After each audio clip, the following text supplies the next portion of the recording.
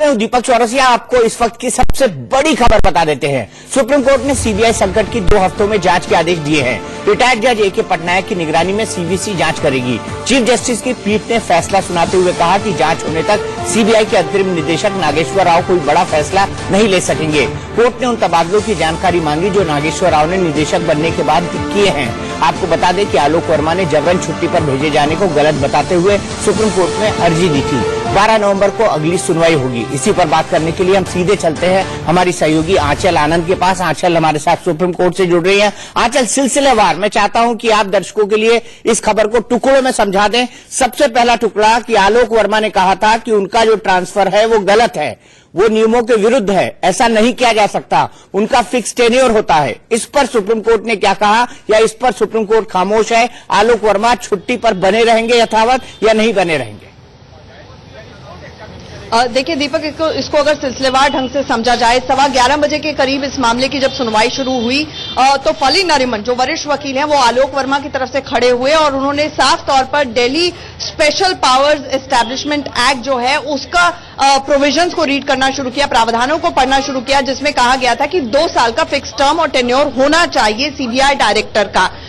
ऐसे में जब उन्होंने शुरुआत ही की थी, मुश्किल से 2-3 मिनट बीते होंगे कि जस्टिस रंजन गोगोई जो चीफ जस्टिस है उन्होंने कहा we need to examine the matter, यानी कि वो मन बनाकर आए थे कि वो किस तरह से इस मामले में आगे प्रोसीड भी करने वाले हैं और उन्होंने कहा this is what we have in mind. और अटॉर्नी जनरल उस वक्त खड़े हुए तो उन्होंने ये बोला कि देखिए सबसे पहले तो विदाउट वेस्टिंग टाइम हम ये कहना चाहेंगे कि इस मामले में हमें एग्जामिन करने की जरूरत है, इस मामले में इन्वेस्टिगेशन की जरूरत है। तो हमारा ये प्रस्ताव ये है कि जो सीवीसी हैं वो 10 दिन के अंदर इस मामले की इंक्वायरी करे, जिस पर केंद्र सरकार की तरफ से कहा गया देखिए 10 दिन बहुत कम होते हैं, लेकिन कोर्ट ने कहा तो 240 घंटे ले लीजिए, जिस पर केंद्र सरकार ने फिर से कहा कि देखिए ये पॉसिबल नहीं है इंक्वायरी करना। तो दिवाली ब्रेक क्योंकि थी तो कोर्ट ने कहा कि ठीक है आप 2 हफ्ते में इंक्वायरी करिए। ये जो इंक्वायरी सीवीसी करने जा रहे हैं आलोक वर्मा के खिलाफ जितनी एलिगेशंस है, यानी कि आलोक वर्मा जो सीबीआई डायरेक्टर जिनको लीव पर भेजा गया उनके खिलाफ एलिगेशंस हैं जो राकेश अस्थाना ने लगाई थी, उनको बाकायदा इन्वेस्टिगेट किया जाएगा। उसके लिए सिर्फ 2 हफ्ते की डेडलाइन दी गई है। ये जो इन्वेस्टिगेशन होगी, जांच होगी, ये रिटायर्ड सुप्रीम कोर्ट जज ए.के. पटनायक के सुपरविजन मॉनिटरिंग में होगी। इस पर भी केंद्र सरकार अटॉर्नी जनरल ने कहा कि देखिए क्यों नहीं आप हाई कोर्ट के जज को लगा देते हैं, या मॉनिटरिंग की क्या जरूरत है, लेकिन कोर्ट ने इस दलील को भी खारिज कर दिया। जो सबसे इंपॉर्टेंट पॉइंट है दीपक वो ये कि देखिए कोर्ट ने कोई अंतरिम आदेश नहीं दिया है क्योंकि ये बहुत एक्सट्रीमली सेंसिटिव मैटर है और चूंकि जांच पेंडिंग है, ऐसे में आदेश देना आलोक वर्मा के पक्ष में या उनके खिलाफ ये अभी शायद मुमकिन नहीं था बेंच के लिए, इसीलिए उन्होंने जांच के आदेश दिए। लेकिन आज की तारीख में इसे समझा जाए कि जो स्थिति है, जो अभी इस वक्त आलोक वर्मा छुट्टी पे भेजे गए, नागेश्वर राव हैं सीबीआई के अंदर, वो स्थिति फ्रीज हो जाती है, यानी कि नागेश्वर राव कोई भी पॉलिसी डिसीजन नहीं ले सकते हैं, कोई मेजर डिसीजन नहीं ले सकते हैं अभी तक, बल्कि जो भी ट्रांसफर पोस्टिंग्स हुई हैं और साथ ही साथ डिसीजन रिगार्ड्स टू इन्वेस्टिगेशन जो जांच के लिए गए हैं, जो पॉलिसी डिसीजन है, नागेश्वर राव जो कि इंटरिम सीबीआई डायरेक्टर हैं, उनसे कहा गया है कि वो सील्ड कवर में वो तमाम डिसीजंस की फहरिस्त सुप्रीम कोर्ट में सौंपे।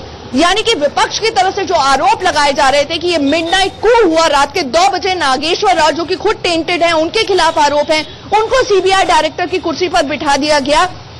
उस स्थिति को एक तरह से विदहोल्ड करने के लिए, फ्रीज करने के लिए और ये सुनिश्चित करने के लिए कि सीबीआई की स्वतंत्रता और स्वायत्तता बनी रहे, कोर्ट ने ये बात कह दी है अपने फैसले में कि नागेश्वर राव कोई फैसला नहीं लेने जा रहे हैं। आलोक वर्मा के बारे में मैं स्पष्ट कर दूं, ये पिटीशन पेंडिंग है और उनको इस वक्त राहत की बात यही दी गई है कि जांच को जल्दी पूरा करने के लिए कहा गया है।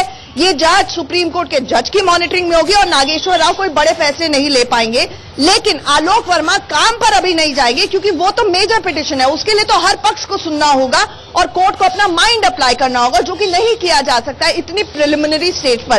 दीपक, हमारे साथ हमारे सहयोगी आशीष भी जुड़ गए हैं। आशीष ने कुछ ही देर पहले हमारे पास एक्सक्लूसिव विजुअल्स भेजे हैं जो आलोक वर्मा यहां पर कोर्ट में अपने मामले की सुनवाई के लिए आए थे। आलोक वर्मा वर्सेस केंद्र सरकार का मामला है ये आशीष, किस तरह से वो बाहर निकले, क्या हवा से?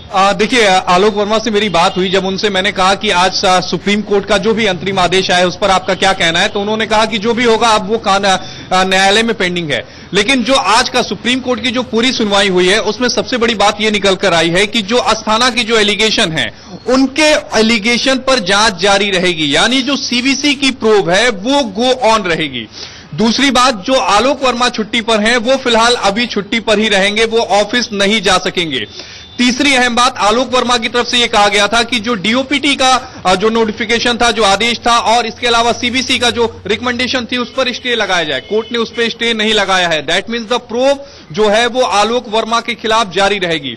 सबसे अहम बात यह है कि सुप्रीम कोर्ट का जो ऑर्डर है वो बिल्कुल बैलेंस करते हुए कोर्ट ने कहा है कि रिटायर्ड जज की जो अध्यक्षता में सीबीसी इसकी जांच करेगा। 2 हफ्ते के भीतर सुप्रीम कोर्ट में सीलबंद लिफाफे में अपनी रिपोर्ट सौंपेगा और उसके बाद जो आखिरी निर्णय होगा कि आलोक वर्मा अपने ऑफिस जाएंगे नहीं जाएंगे वो सुप्रीम कोर्ट लेगा। बिल्कुल। दीपक, ओवर टू यू। बहुत बहुत शुक्रिया आंचल और आशीष इस जानकारी के लिए। आंचल, मैं सिर्फ आपसे ये जानना चाहूंगा कि आपको क्या लगता है, सरकार की ये पूरी जीत है या आधी जीत, या ये कहे 50-50 में मामला सेटल हो गया है? मैं चाहूंगी अपना सवाल आप अगर दीपक दोहरा पाए तो मैं ये कह रहा हूं कि सुप्रीम कोर्ट के आज के डिसीजन को देखते हुए अगर हम इसका विश्लेषण करें तो क्या ये सरकार की जीत है, क्या ये सरकार की हार है, या मामला 50-50 में डिसाइड हो गया है, स्टेटस को बना हुआ है इस चीज के साथ कि नागेश्वर राव कोई पॉलिसी डिसीजन नहीं ले पाएंगे? देखिए, मैं कहूंगी कि ये बहुत ही बैलेंस्ड फैसला है। ये किसी की जीत किसी की हार अभी नहीं कहा जा सकता है, लेकिन सरकार के लिए लिमिटेड तौर पर, क्योंकि उन्होंने जांच के लिए ज्यादा वक्त मांगा, उन्होंने ये भी कहा कि कोर्ट की मॉनिटरिंग नहीं होनी चाहिए, तो ये 2 मांगे जो सरकार की तरफ से की गई इनको तो रिजेक्ट कर दिया कोर्ट ने आज ही। दूसरा, देखिए, कोर्ट भी अगर मान लीजिए कोर्ट आज ही फैसला सुना देता और आलोक वर्मा के हक में सुना देता फैसला, तो कहीं ना कहीं ये सवाल भी उठ सकते थे कि देखिए बहुत प्रिलिमिनरी स्टेज है, अभी आलोक वर्मा के खिलाफ जो एलिगेशंस है उनकी जांच तो हुई नहीं है, तो कोर्ट अपने आप में, क्योंकि ये सेंसिटिव मैटर है, कोर्ट ने एक लाइन बोली सुनवाई के दौरान कि राष्ट्र हित में है कि ये मामला का जल्द से जल्द निपटारा हो। ऐसे में कोर्ट फूक फूक कर कदम रख रहा है और उसने अप्रोप्रिएट यही समझा कि पहले सारे के सारे पेपर्स मंगवा लिए जाएं, सारा एविडेंस अपने पास मंगवा लिया जाए, जांच जो सीबीसी कर रही है उसकी रिपोर्ट आ जाए, उसके बाद कोई वो फैसला सुनाए। और जिस हिसाब से दीपक मैं जस्टिस रंजन गोगोई को कवर करती आई हूं और उनको सुनती आई हूं मामले में, वो एक भी मिनट अपने कोर्ट का वेस्ट नहीं करते हैं। आज भी जब वो आके बैठे तो उन्होंने साफ तौर पर इंडिकेट कर दिया कि वो क्या करने जा रहे हैं, and he said without wasting any time this is what we are going to do. तो ऐसे में मुझे लगता है अगर 12 तारीख को इस मामले की सुनवाई है तो बहुत जल्द इस मामले का निपटारा भी होगा और स्थिति क्लियर हो जाएगी। राकेश अस्थाना की पिटीशन का पेच अभी भी फंसा हुआ है। उनकी तरफ से मुकुल रोहतगी ने कहने की कोशिश की कि उनकी भी दलीलों को सुना जाए, तो उन्होंने कहा वो पिटीशन हमारे सामने नहीं है। उन्होंने कहा कि चलिए सोमवार को सुनवाई कर दीजिए, राकेश अस्थाना की तरफ से कहा गया।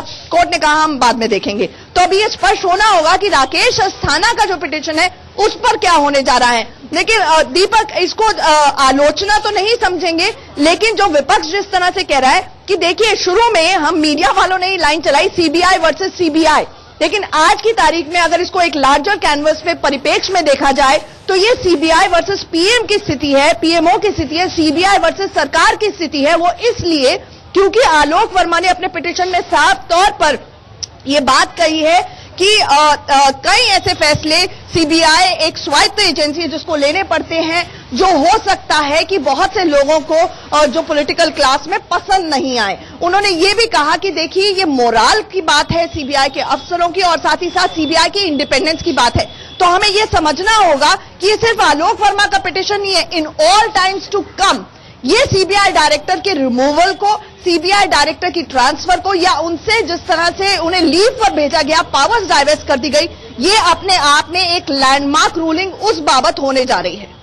ठीक है आंचल, आप हमारे साथ बने रहिए, हम और जानकारी आपसे लेंगे, लेकिन इस बीच तस्वीर का दूसरा पहलू बताते हैं। किस तरह से इस पर पॉलिटिकल कंट्रोवर्सी आंचल शुरू हो गई है, किस तरह से राहुल गांधी प्रदर्शन कर रहे हैं, ये जानने के लिए सीधे चलते हैं हमारे सहयोगी सिमर चावला के पास। सिमर, हमें बताइए कि सीबीआई हेडक्वार्टर में इस वक्त हो क्या रहा है, क्या राहुल गांधी पहुंच चुके हैं वहां पर?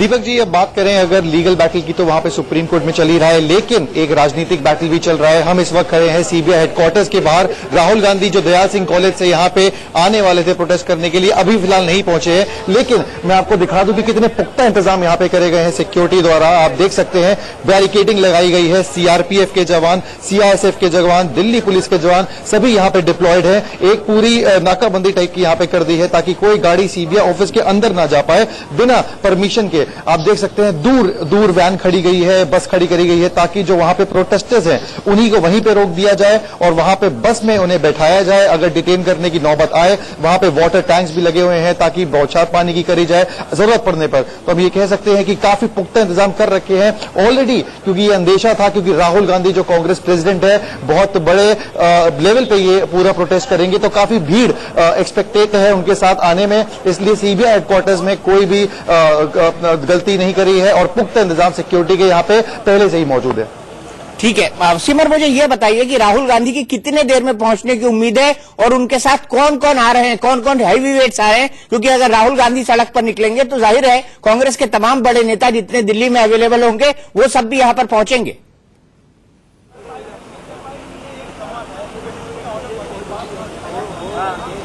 बिल्कुल दीपक जी, बात करी जाए तो राहुल गांधी जो राफेल मुद्दे में पहले से ही बहुत ज्यादा बातें करते लगे हैं, सरकार को बहुत ज्यादा अटैक करते हैं, उनके साथ वरिष्ठ सीनियर लीडर उनके साथ उनको कंपनी करेंगे। वहां पे दिल्ली यूनिट के भी लीडर्स वहां पे इकट्ठे होंगे और ना ही सिर्फ दिल्ली में, ऑल ओवर इंडिया में हर सीबीआई ऑफिस के बाहर कांग्रेस यूनिट के लोग प्रदर्शन कर रहे हैं। क्योंकि राहुल गांधी खुद आ रहे हैं प्रदर्शन करने के लिए तो जाहिर है कि भीड़ भी बहुत ज्यादा अनुमान लगाई गई है, इसलिए पूरे पुख्ता इंतजाम यहां पे पुलिस ने भी करे हुए हैं। राहुल गांधी जो दयाल सिंह कॉलेज में पहुंच ही गए हैं, वहां से निकलेंगे। करीबन 1 घंटे का जो पूरा टाइम है, 45 मिनट से लेकर 1 घंटे तक ये एक्सपेक्टेड है कि वहां से यहां तक सीबीआई ऑफिस तक वो पहुंचेंगे। यहां पे तैयारियां पहले से ही पूरी कर रखी है इन लोगों ने ताकि जो बड़ी भीड़ आए उन्हें काबू करा जा सके, क्योंकि बहुत सेंसिटिव एरिया है सीबीआई हेडक्वार्टर्स। तो कोई इसमें सरकार की तरफ से, कोई दिल्ली पुलिस की तरफ से कोई भी ढील बिल्कुल नहीं बरती जा रही है।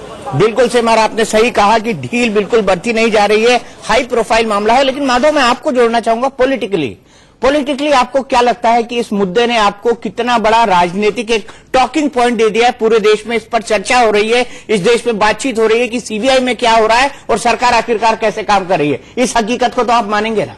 देखिए, इसमें जो भी घटना है बहुत दुखद घटना है और इसकी जो है कड़े शब्दों में निंदा करनी चाहिए कि सीबीआई एक ऐसी संस्था है जिसका एक वर्ल्ड रेपुटेशन है।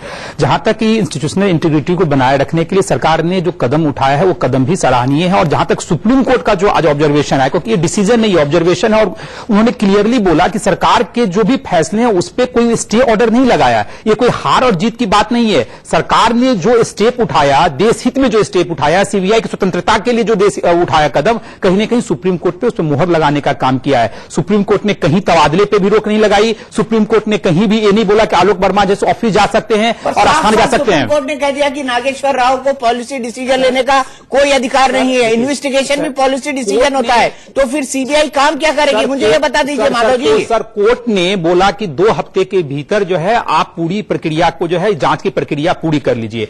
जब पॉलिसी इश्यूज होता है, पॉलिसी इश्यूज का एक परिभाषा बहुत ही बड़ा परिभाषा है। जो डे टू डे एक्टिविटीज है, निश्चित रूप से मुझे लगता है कोर्ट के जब हम लोग ऑब्जर्वेशन पूरा पढ़ेंगे तो डे टू डे एक्टिविटीज जो है वो कर सकते हैं।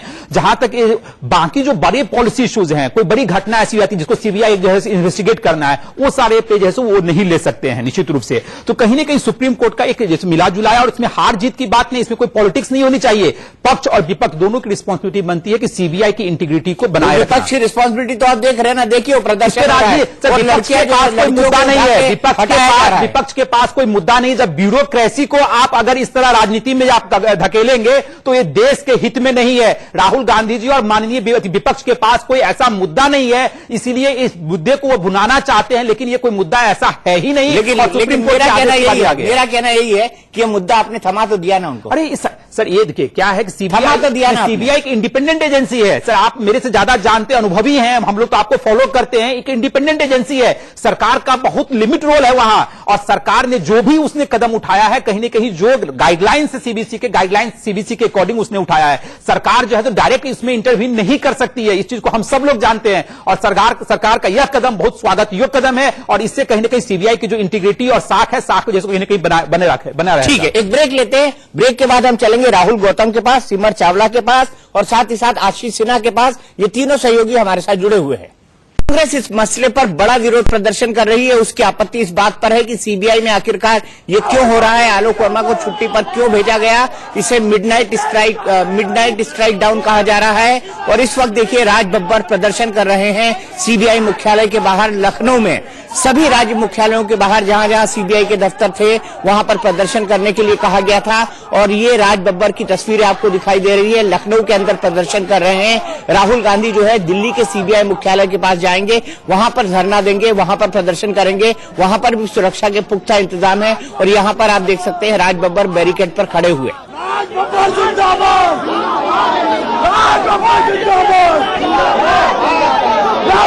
इन्हीं तस्वीरों के साथ हम ब्रेक लेते हैं और ब्रेक के बाद हम इस विशेष कवरेज को जारी रखेंगे।